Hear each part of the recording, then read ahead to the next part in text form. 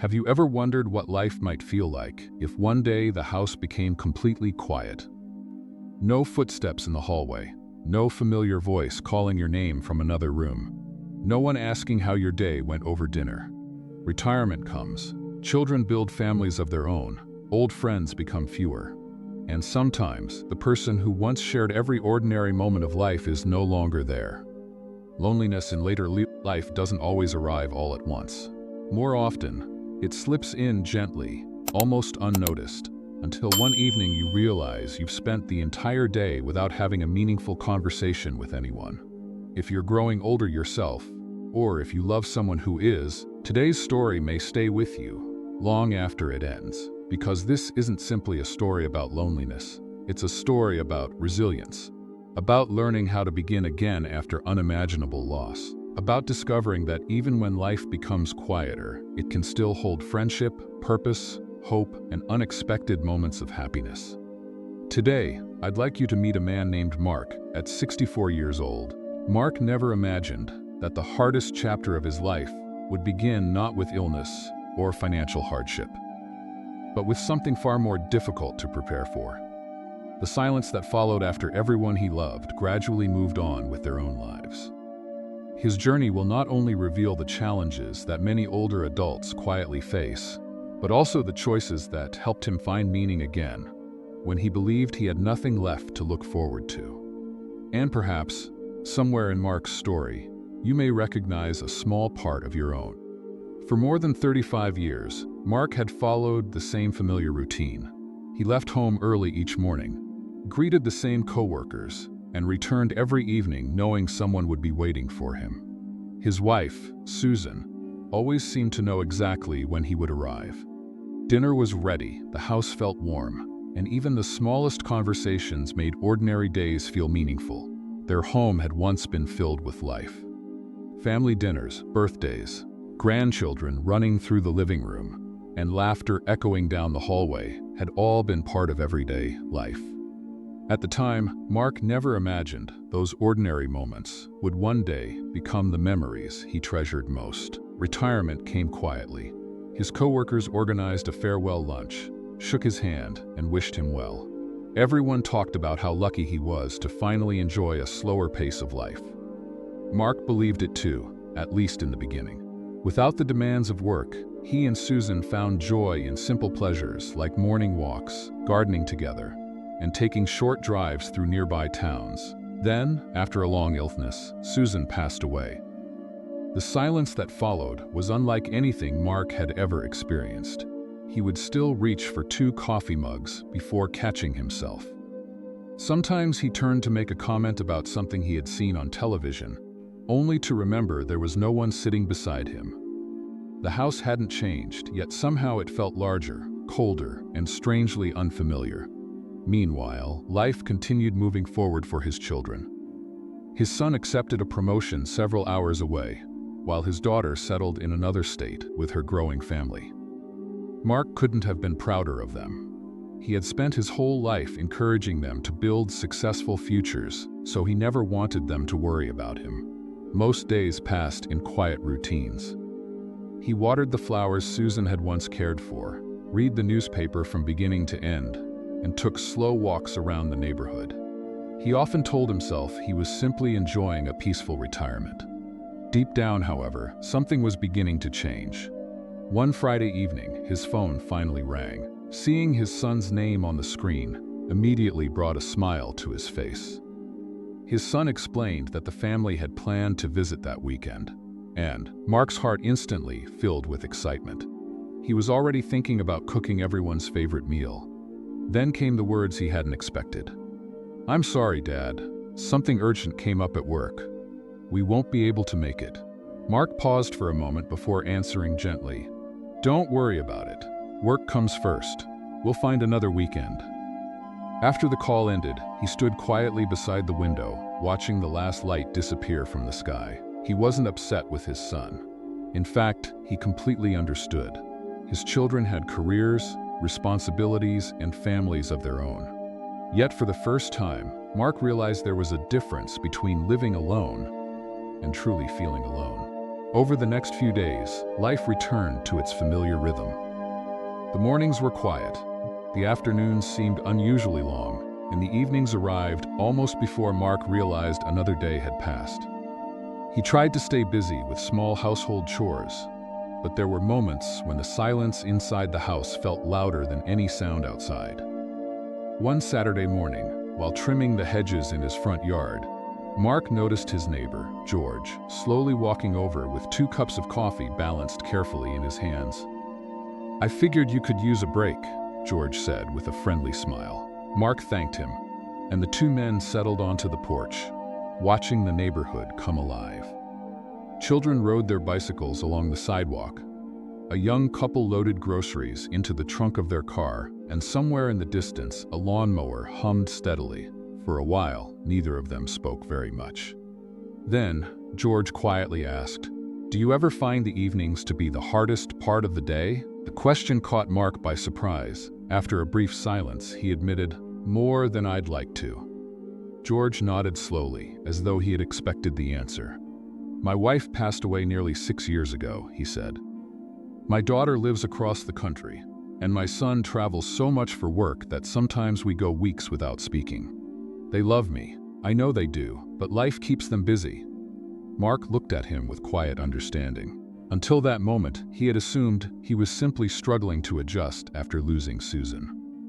But listening to George, he realized the same story was unfolding in countless homes, often hidden behind closed doors. Some older adults lived in large houses that had gradually become too quiet. Others spoke to their children every week, but still spent most days alone. Many smiled when neighbors asked how they were doing, even though the loneliness followed them home every evening. Growing older, Mark realized, wasn't only about aching joints or gray hair. Sometimes the greatest challenge was learning how to live in a world that kept moving faster while your own became smaller. George took another sip of coffee before saying something that lingered in Mark's mind long after the conversation ended. "We spend most of our lives preparing for retirement," he said. "We save money, pay off the mortgage, and plan for vacations. But very few of us prepare for the possibility that one day we may have to build a meaningful life on our own." Those words settled heavily in the quiet afternoon. On the surface, Mark's life seemed stable. He had a comfortable home, enough savings to meet his needs, and children who cared deeply about him. Yet, for the first time, he realized that none of those things answered the question that mattered most. If one day there was truly no one beside him, how would he live? Not just how would he survive, but how would he continue finding purpose, companionship, and joy? That question stayed with him long after George returned home. It followed him through dinner, through another silent evening, and into the sleepless hours of the night. For several days, he carried it with him wherever he went. It surfaced while he made breakfast, while he watered the garden, and even during the quiet evenings when the television played only to fill the silence. The more he thought about it, the more he realized something important.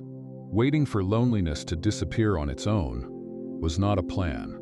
If he wanted the years ahead to be different, he would have to make them different. The first thing Mark decided to do was take an honest look at his finances. One rainy afternoon, he spread bank statements, insurance papers, and retirement documents across the dining room table.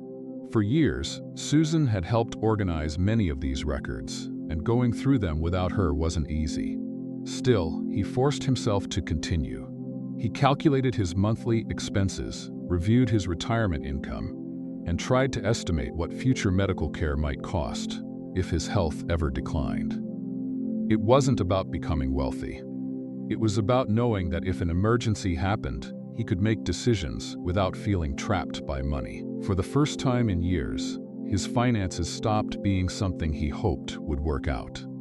They became something he understood. That simple exercise brought him an unexpected sense of peace. George had been right. Financial security could never replace love or companionship, but it could preserve something just as valuable: independence. The next realization was even more difficult. Mark loved his children deeply, and there was no doubt they loved him just as much. But love and availability were not always the same thing. His son couldn't leave an important meeting every time something happened. His daughter couldn't simply pack up her family and drive across several states whenever he felt lonely.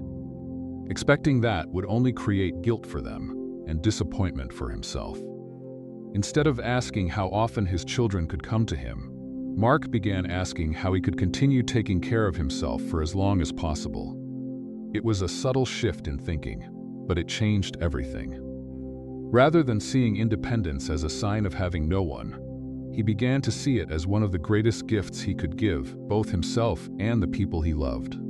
For months, his world had slowly shrunk to the size of his house. Some days, the only person he spoke to was the cashier at the grocery store. He realized that loneliness wasn't just created by losing people. Sometimes it grew because we stopped creating opportunities to meet new ones. The following Monday, Mark laced up a pair of walking shoes that had been sitting untouched near the front door. He started with a short walk around the neighborhood. A few days later, he stayed a little longer at the local park, where he noticed the same familiar faces exercising every morning. Not long afterward, he signed up for activities at the community center nearby. At first, he felt awkward walking into a room full of strangers. But that feeling didn't last very long. A retired teacher invited him to join a weekly chess game. Another gentleman recommended a book club that met every Thursday afternoon. Before long, Mark found himself laughing over coffee after group activities, exchanging phone numbers, and making plans that gave him something to look forward to each week. His life hadn't become perfect. He still missed Susan every single day. He still wished his children lived closer. But the silence that once filled every corner of his life no longer had complete control over it.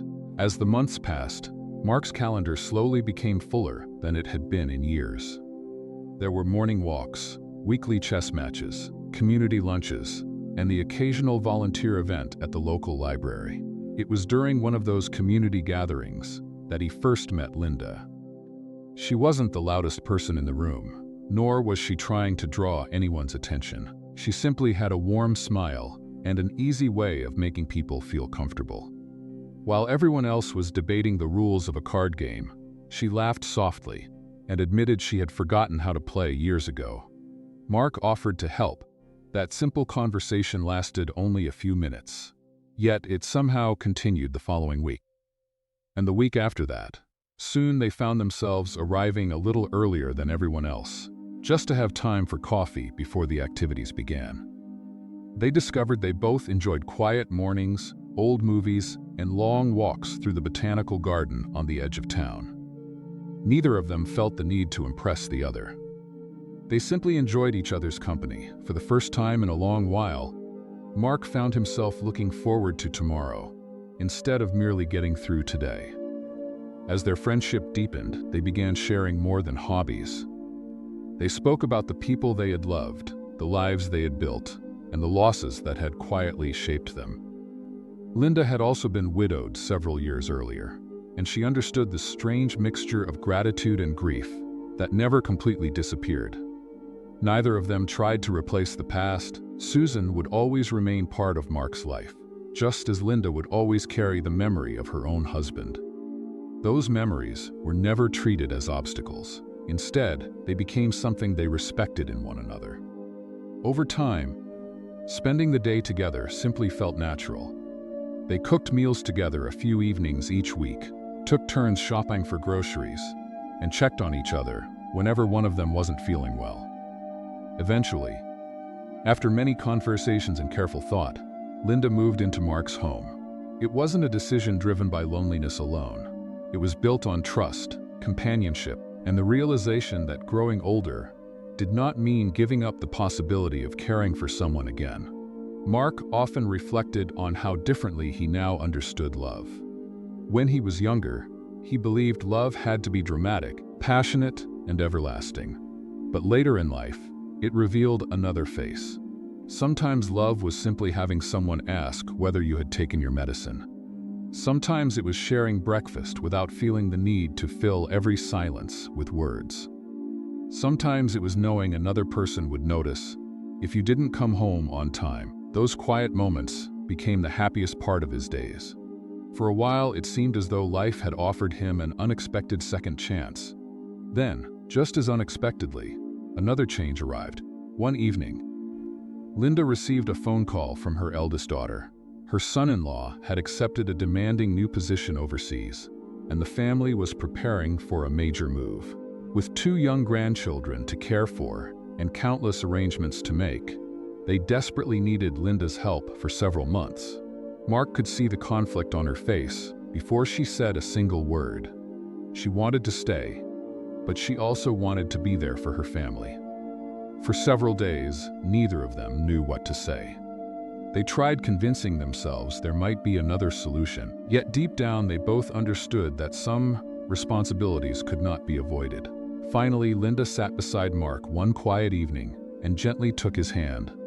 "I don't know how long I'll be away," she said softly, "but I feel I have to go."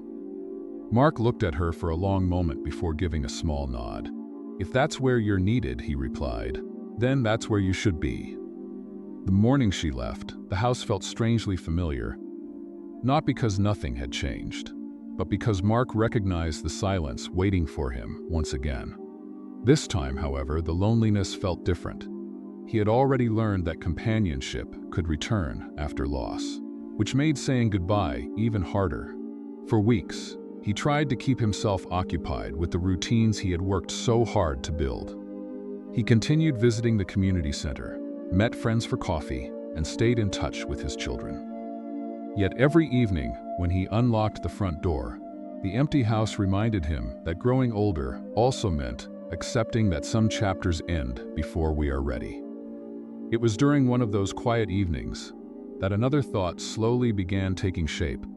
Mark asked himself a question he never would have considered a few years earlier. What if living alone was no longer the safest choice? Instead of dismissing the idea, he began reading about senior living communities. He visited several facilities, spoke with residents, and learned that many people there had once faced the very same fears he was experiencing now. To his surprise, he found places filled not with hopelessness, but with conversation, shared meals, medical support, and opportunities to remain active. For the first time, Mark stopped thinking of assisted living as a sign of giving up. A few months later, Mark made the decision to move into a senior living community. He arrived with mixed emotions, uncertain whether he was beginning a new chapter or quietly closing an old one. But those doubts slowly faded. Before long, familiar faces greeted him each morning. Neighbors invited him to join card games after lunch, and gentle exercise classes became part of his daily routine. Knowing that nurses and medical staff were always nearby also gave him a sense of security he hadn't realized he had been missing. Little by little, the place began to feel less like a facility and more like a neighborhood. He laughed more often, looked forward to shared meals, and even found himself encouraging new residents who seemed just as nervous as he had been on his first day. For the first time in years, Mark felt that his life had found a steady rhythm again. The loneliness that had once followed him everywhere no longer seemed quite so overwhelming. It almost felt as though he had finally found the peaceful ending he had been searching for. Then, on an ordinary afternoon, everything changed. Mark had just finished lunch when his phone rang. It was Linda's daughter, and her trembling voice immediately told him something was terribly wrong. Linda had been involved in a serious car accident and was being rushed into emergency surgery. Within an hour, Mark was on his way to the hospital with his son, unable to think about anything except the memories they had shared together. During the entire drive, he kept repeating the same quiet hope to himself. She'll make it. She has to. The waiting room felt endless. Doctors hurried through the hallways, while anxious families sat in complete silence, each hoping for good news. When the surgeon finally came out, his expression revealed the truth before he even spoke. Linda's injuries were simply too severe. Despite every effort to save her, she passed away later that evening. Standing beside her bed for the last time, Mark realized that losing someone hurts just as deeply the second time. Experience may teach us how to endure grief, But it never teaches us how not to love. Returning to the senior community was far more difficult than he expected. Everything around him looked exactly the same, yet nothing felt the same anymore. He attended fewer activities, spent more time alone in his room, and often found himself staring out the window for hours. The pain wasn't only about losing Linda. It was the fear that every meaningful relationship eventually comes to an end, no matter how grateful we are for it. Several weeks later, the staff introduced Mark to a new resident named Harold, an elderly gentleman who had just lost his wife and looked completely overwhelmed. Mark immediately recognized the sadness in his eyes, because he had once carried that same expression himself. Instead of offering advice, he simply invited Harold to join him for breakfast the next morning. One conversation became several, then daily walks, afternoon chess games, and introductions to other residents. Slowly, Harold began finding his place. Something unexpected happened along the way. As Mark helped another person adjust to life after loss, he noticed his own heart becoming lighter. Linda was still gone, and he still missed her every day. But the grief no longer defined every waking moment. He discovered that healing doesn't always begin when someone comforts us. Sometimes it begins when we become the person offering comfort to someone else. In helping Harold rebuild his life, Mark quietly found the strength to keep rebuilding his own. Mark's story could end there. But perhaps the story was never really just about Mark. If you've lived long enough, you may have noticed that growing older rarely arrives all at once. It doesn't begin on the day you retire, or the first morning you notice gray hair in the mirror. It comes quietly, almost unnoticed, through ordinary moments. One day you realize the house is a little quieter than it used to be. The phone rings less often. Familiar faces slowly become cherished memories, and without meaning to, your world becomes smaller than it once was. Yet age has a remarkable way of teaching lessons that youth rarely understands. As the years pass, many people discover they no longer feel the need to explain themselves to everyone. They speak a little less, not because they have nothing to say, but because they have learned that peace is often more valuable than winning an argument. The opinions of strangers begin to matter less, while the opinions of the heart become much easier to hear. Growing older also has a gentle way of changing our expectations. When we are young, we often expect life to unfold according to our plans. We believe the people we love will always be there, that tomorrow will always resemble today, and that happiness depends on everything going the way we imagined. But time slowly teaches a different truth.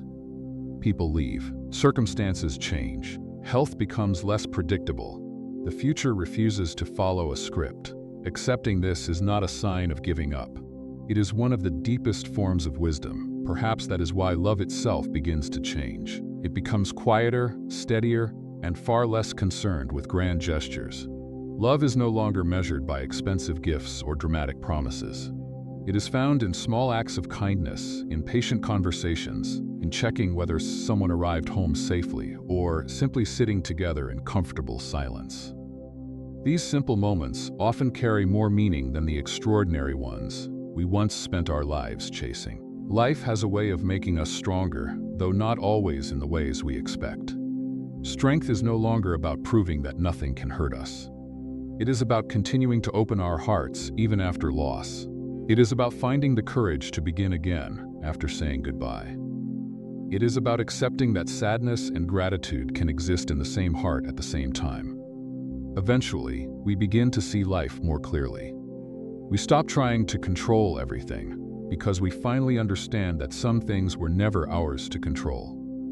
Instead, we learn to cherish what is here today, adapt to what changes tomorrow, and trust that every new season of life still holds something worth discovering. Perhaps that is one of the greatest gifts of growing older. Not that life becomes easier, but that we become better prepared to live it with wisdom, compassion, and quiet resilience.